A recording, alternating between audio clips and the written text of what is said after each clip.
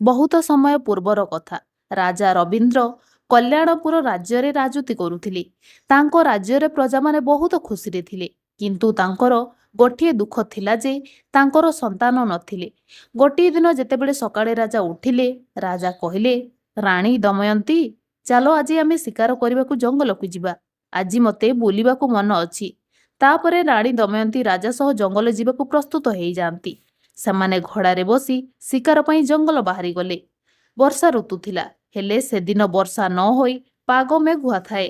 ଘନ ଜଙ୍ଗଲ ପହଞ୍ଚିଲା ବେଳକୁ ବହୁତ ସମୟ ହେଇଯାଇଥାଏ। ସେତେବେଳକୁ ସମୟ ଦ୍ୱିପହର ହେଇଯାଇଥାଏ, ହେଲେ ସେମାନଙ୍କୁ ଶିକାର ମିଳିଲା ନାହିଁ। ସେମାନଙ୍କୁ ଅନୁଭବ ହେଲା ଯେ କିଛି ଦୂରରେ ଝରଣା ଝରିବାର ଶବ୍ଦ ଶୁଭୁଥାଏ।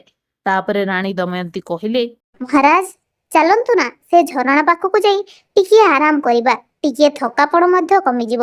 ରାଜା ରବୀନ୍ଦ୍ର ଘୋଡ଼ାକୁ ସେଇ ଦିଗକୁ ନେଲେ ଯେଉଁ ଦିଗରୁ ଝରଣା ଶବ୍ଦ ଶୁଭୁଥିଲା। ତାପରେ ରାଜା କହିଲେ, ଝରଣା କୋଉଠି ଦେଖାଯାଉନି। ଏଠି ଘୋଡ଼ାକୁ ଏପଟ ସେପଟ କରି ପାଖାପାଖି ଘଣ୍ଟାଏ ହେଲାଣି। ରାଣୀ ପୁଣି କହିଲେ, ଆରେ ତାହେଲେ ଠିକ ଅଛି, ଚାଲ ଆମେ ପ୍ରସାଦକୁ ଫେରିଯିବା। ରାଜା ରବୀନ୍ଦ୍ର ଯେମିତି ସେ ଘୋଡ଼ାର ଦଉଡ଼ି ଟାଣି ଅନ୍ୟ ଦିଗ ଯିବାକୁ ପ୍ରସ୍ତୁତ ହେଉଥାନ୍ତି, ରାଣୀ କହିଲେ, ଆରେ ସେଇଠି ଦେଖ, ଏ ଝରଣା ସତରେ କେତେ ସୁନ୍ଦର ହେଇଛି। ଶୀଘ୍ର ଚାଲ।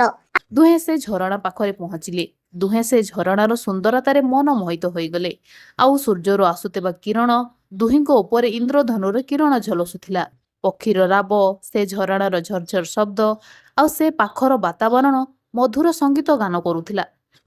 ରାଣୀ ଦମୟନ୍ତୀ ସେ ଝରଣା ପାଖକୁ ଯାଇ ଯେମିତି ଛୋଟ ଛୁଆ ବଳିଆ ହେଇଗଲେ। ତାପରେ ରାଜା ରବୀନ୍ଦ୍ରର ହାତ ଧରି ସେ ଝରଣା ପାଖକୁ ଯାଇ ରାଣୀ ଝରଣା ପାଣିରେ ମୁହଁ ଧୋଇବାକୁ ପାଣିରେ ହାତ ବଢ଼େଇଲେ। ସେ ଦେଖିଲେ ଯେ ଝରଣାରେ ଝରୁଥିବା ପାଣିରେ ସୁନ୍ଦର ଝିଅଟିଏ ଥିଲା। ତାପରେ ଝିଅଟି କହିଲା, ଝରଣାର ପାଣିରେ ହାତ ବୁଡ଼େଇବା ଆଗରୁ ମୋ କଥା ଟିକିଏ ଶୁଣ। ଏ ଝରଣାର ପାଣି ଗରମ ଅଛି, ତୁମେ ଜଳି ଯାଇପାର। ତାପରେ ସେମାନେ ଦୁହେଁ ଚୁପଚାପ ଠିଆ ହୋଇ ରହିଲେ। ରାଜା କହିଲେ, ହେଲେ ତୁମେ କିଏ? ତୁମ କଥା ଆମେ ନିଶ୍ଚୟ ଶୁଣିବୁ। ମୁଁ ବହୁତ ସମୟ ହେଲାଣି ଏ ଝରଣା ଭିତରେ ବନ୍ଦୀ ହୋଇ ରହିଛି। ମୋତେ ଯେମିତି ହେଲେ ମଧ୍ୟ ଏଇ ଝରଣା ପାଣିରୁ ବାହାର କରିଦିଅ। ରାଜା ରବୀନ୍ଦ୍ର ଏବଂ ରାଣୀ ଦମୟନ୍ତୀ ଆଶ୍ଚର୍ଯ୍ୟରେ ତାଙ୍କୁ ଚାହିଁ ରହିଥାନ୍ତି। ରାଣୀ ଦମୟନ୍ତୀ ପଚାରିଲେ, ହେଲେ ତୁମକୁ ବନ୍ଦୀ କିଏ କରିଛି? ତାପରେ ଝିଅଟି କହିଲା, ମୁଁ ପରୀ। ମୋ ନାମ ସୋନାଲି। ମୁଁ ପରୀ ରାଜ୍ୟରୁ ପୃଥିବୀ ପୃଷ୍ଠକୁ ଆସିଥିଲି। ଜଣେ ଦୁଷ୍ଟ ଯାଦୁକରୀ ଆଖି ମୋ ଉପରେ ପଡ଼ିଲା। ସେ ସୁନ୍ଦର ରାଜକୁମାର ବେଶ ଧାରଣ କରି ସେ ମୋ ଉପରେ ଏମିତି ଯାଦୁ କଲା ଯେ ସେ ଯାହା କହିଲା ମୁଁ ସେଇଆ କଲି। ଆଉ ଦିନେ ସେ ମୋତେ ଏଇ ଜଙ୍ଗଲକୁ ନେଇକି ଆସିଲା। ତାପରେ ସେ ମୋ ପାଖରେ ବାହାଘରର ପ୍ରସ୍ତାବ ରଖିଲା। ମୁଁ ତାକୁ ମନା କରିଦେଲି। ମୁଁ ମନା କରିବାରୁ ସେ ରାଗରେ ମୋତେ ଯାଦୁ କରି ଏଇ ଝରଣାରେ ବନ୍ଦୀ କରିଦେଲା। ମୋତେ ଏଇ ଝରଣାରୁ ବାହାର କରିଦିଅ।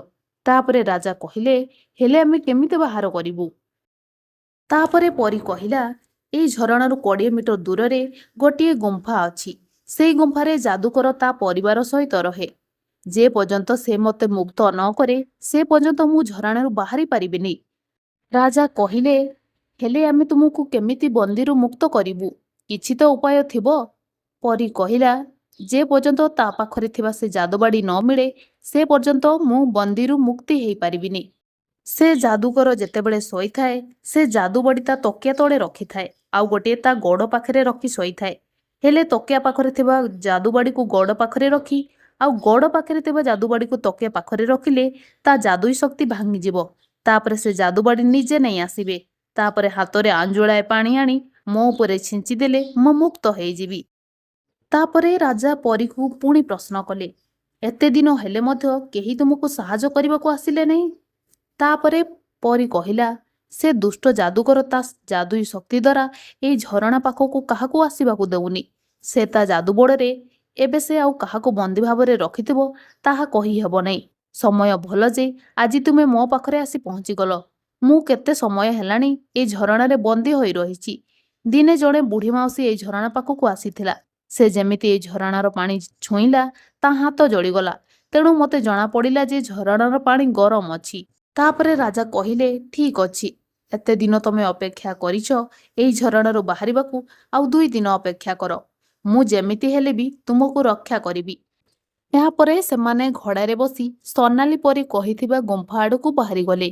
ନଦୀର କିଛି ଦୂରରେ ଦୁହେଁ ଘୋଡ଼ା ବାନ୍ଧି ସେ ଗଛ ତଳେ ବସିଲେ। ଥଣ୍ଡା ପବନ ବହୁଥାଏ ଆଉ ରାତି ଅନ୍ଧାର। କିଛି ସମୟ ହେଉଣୁ ରାଣୀ ଦମୟନ୍ତୀଙ୍କୁ ନିଦ ଆସିଲା। ତାପରେ ରାଜା କହିଲେ, ରାଣୀ ଦମୟନ୍ତୀ, ଚାଲ, ଏବେ ସେ ଦୁଷ୍ଟ ଯାଦୁକର ଆସିଯାଇଥିବ, ଆମେ ଆମ କାମ ଆରମ୍ଭ କରିବା। ଟିକିଏ ଆଗକୁ ଯାଇ ଦେଖିଲେ ଗୋଟିଏ ଜଗୁଆଳି ବଡ଼ ପଥର ଉପରେ ବସିଥାଏ। ରାଜା ରବୀନ୍ଦ୍ର ଏବଂ ରାଣୀ ଦମୟନ୍ତୀ ଦୁହିଁଙ୍କ ହାତରେ ଖଣ୍ଡା ଥାଏ। ସେମାନେ ସେ ଖଣ୍ଡାରେ ଜଗୁଆଳିକୁ ମାରି ଆହତ କଲେ। ତାପରେ ସେମାନେ ଗୁମ୍ଫା ଭିତରକୁ ପ୍ରବେଶ କଲେ। ଗୁମ୍ଫାରେ ଯାଦୁକର ଏବଂ ତା ପରିବାର ସମସ୍ତେ ନିଘୋଡ଼ ନିଦରେ ଶୋଇଥିଲେ। ତାପରେ ରାଜା ଯାଇ ସେ ଯାଦୁକରୀ ମୁଣ୍ଡ ପାଖରେ ଖଣ୍ଡା ଧରି ଠିଆ ହୋଇ ଧୀରେ ଧୀରେ ତା ତକିଆ ତଳୁ ଯାଦୁବାଡ଼ି ବାହାର କଲେ ଏବଂ ରାଣୀକୁ ଦେଲେ।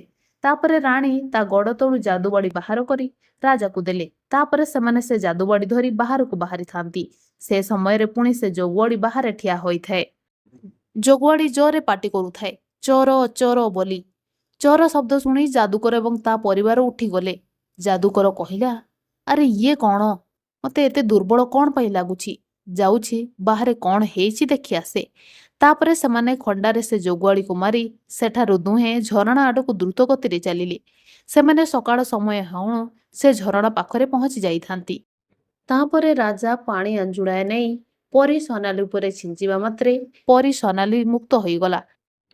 ତାପରେ ପରୀ କହିଲା, ମୁଁ ତୁମର ଏ ଉପକାର କେବେ ବି ଭୁଲିବି ନାହିଁ। ଏଇ ଝରଣା ଗୋଟିଏ ଯାଦୁକରୀ। ଏଇ ଝରଣାର ପାଣି ନେଇ ଦୁହେଁ ଛିଞ୍ଚି ହୋଇଯାଅ ଆଉ ଝରଣାକୁ ପ୍ରାର୍ଥନା କରି ଯାହା ମାଗିବାର ଅଛି ମାଗିପାର। ତାପରେ ଦୁହେଁ ଦୁହିଁଙ୍କ ଉପରେ ପାଣି ଆଞ୍ଜୁଳାଏ ନେଇ ଛିଞ୍ଚିଲେ ଏବଂ ଦୁଇ ସନ୍ତାନ ପାଇଁ ପ୍ରାର୍ଥନା କଲେ। ଏହାପରେ ସୋନାଲି ପରୀ ସେମାନଙ୍କ ମନସ୍କାମନା ପୂରଣ କରିଲା। ଏହାପରେ ରାଜା ଏବଂ ରାଣୀ ଦୁଇ ସନ୍ତାନ ପାଇ ଖୁସିରେ ରହିଲେ। ଆପଣଙ୍କୁ ଏହି ଛୋଟିଆ ଗପଟି କେମିତି ଲାଗିଲା କମେଣ୍ଟ ମାଧ୍ୟମରେ ଜଣାନ୍ତୁ ଏବଂ ଚ୍ୟାନେଲକୁ ସବସ୍କ୍ରାଇବ୍ କରିଦିଅନ୍ତୁ।